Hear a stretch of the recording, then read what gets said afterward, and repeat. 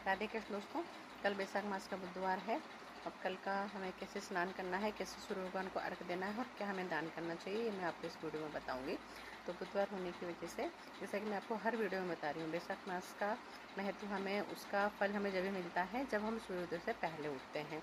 और सूर्योदय वैसे भी आजकल देर से होते हैं, तो हम इतनी जल्दी उठ सकते हैं। तो सूर्योदय से पहले हमको उठना है और अपने नहाने के पानी में इलायची का पाउडर डालना है, अगर आपके पास है तो।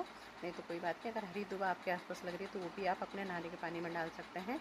और फिर स्नान करिए। स्नान करने के बाद आपको सूर्य भगवान को अर्घ देना है। सूर्य भगवान को अर्घ देते समय आप तांबे का लोटा लें या पीतल का लोटा लें, लेकिन जो भी लोटा लें उसमें आप थोड़ी सी पिसी हुई इलायची ज़रूर डालिए और उसको गंगा जल डालिए। और जल से भरने के बाद अगर आप सूर्य उदय के समय अर्घ देते हैं भगवान सूर्य को तो 3 बार दीजिए, और अगर 8 बजे तक देते हैं तो हमें 4 बार अर्घ देना चाहिए, एक क्षमा याचना का। फिर सीधे आश्रम की परिक्रमा लेना है।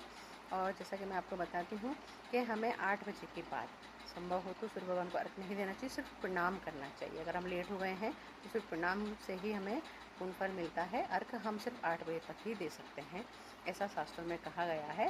वैसे सूर्य उदय होते समय ही हमें अर्घ देना चाहिए, लेकिन अगर लेट हो गए तो 8 बजे तक हम दे सकते हैं, उसके बाद हमें सूर्य भगवान को अर्घ नहीं देना चाहिए। और रही बुधवार के दान की बात, तो वैशाख मास में दान का बहुत महत्व है। जैसे कार्तिक का स्नान और वैशाख का दान का कई गुना फल मिलता है। तो बुधवार होने की वजह से आप किसी भी आसपास आपके गणेश जी का प्राण प्रतिष्ठित मंदिर हो, वहाँ पे हरी मूंग की दाल आप चढ़ा के आइए। अगर आपके पास हरे मूंग हैं तो वो भी आप चढ़ा सकते हैं, हरी मूंग की दाल भी आप चढ़ा सकते हैं। और किसी भी ज़रूरतमंद को हरी सब्जी का दान कीजिए, जैसे लौकी है, पालक है और ककड़ी है। जो भी आजकल मौसम के अनुरूप जो भी मिल रही हैं वो आप दान कीजिए।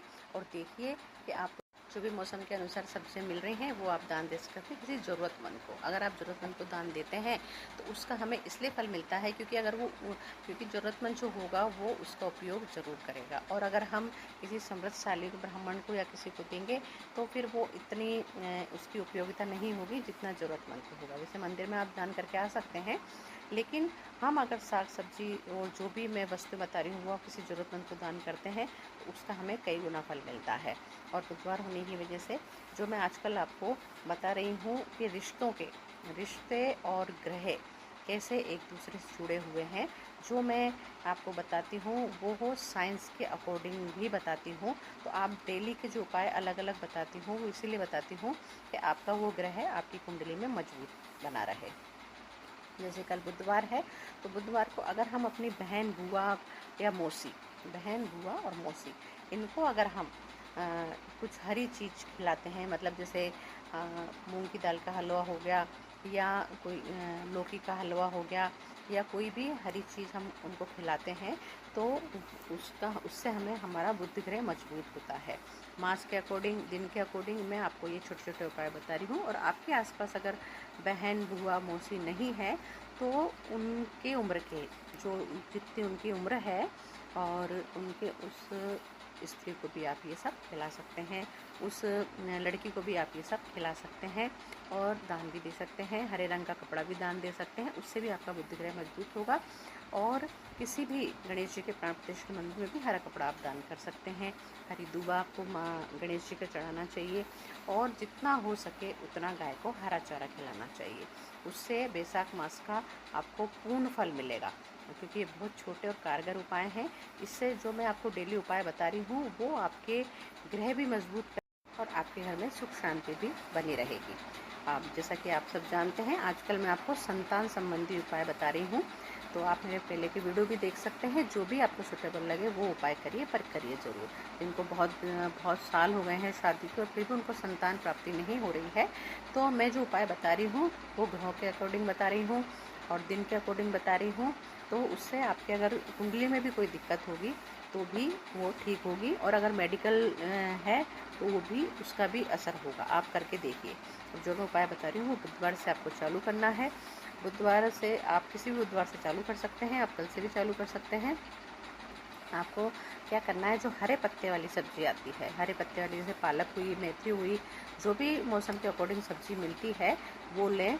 और हरा चारा तो लेना ही है, पर हरे पत्ते वाली सब्जी आपको ज़रूर लेनी है।